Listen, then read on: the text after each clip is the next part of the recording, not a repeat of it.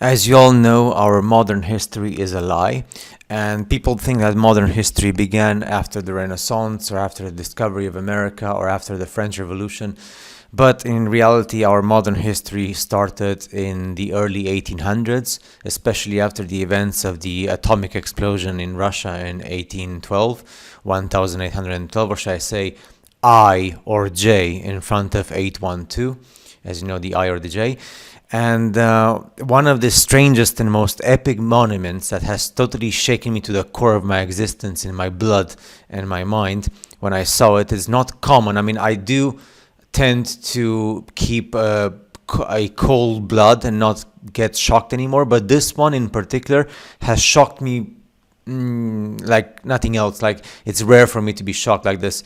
It's what you see in the pictures on the screen, one of Europe's strangest monuments, and I guess one of the strangest in the world, the Battle of the Nation monument in Leipzig in Germany. As you know, Leipzig is a city in Germany, and this monument you see in the pictures is the Battle of the Nations monument. That's the name, the Battle of the Nations in Germany.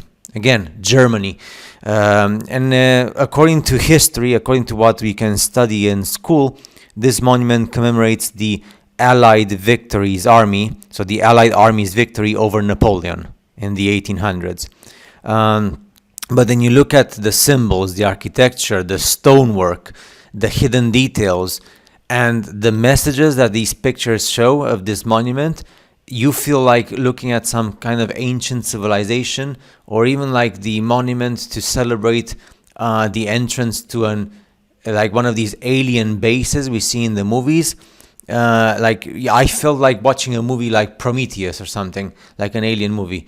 It doesn't feel like a classic war memorial of the 1800s with primitive people, with primitive technology and primitive guns. It feels like something from like way superior to our existence as a human species. And again, according to history, the monument was built 100 years after the battle. That's the history. So it was built in the 1900s. Why don't you build a monument in the 1800s when Napoleon lost? So that's and was it really built in the 1900s? Because then you see the construction photos and they look more like, hey, let's put this in front of the monument to make it look like it's constructed, but there's no construction photos. So it's one of those things. And then you see the monument is filled with warrior giants. So huge, gigantic people, humans, but they're warriors and they're giants. And they look like guardians, and they even look like archangels, like in our primitive vocabulary of primitive people that we are, to speak about these things. When I say primitive, is because we are. You compare ourselves with...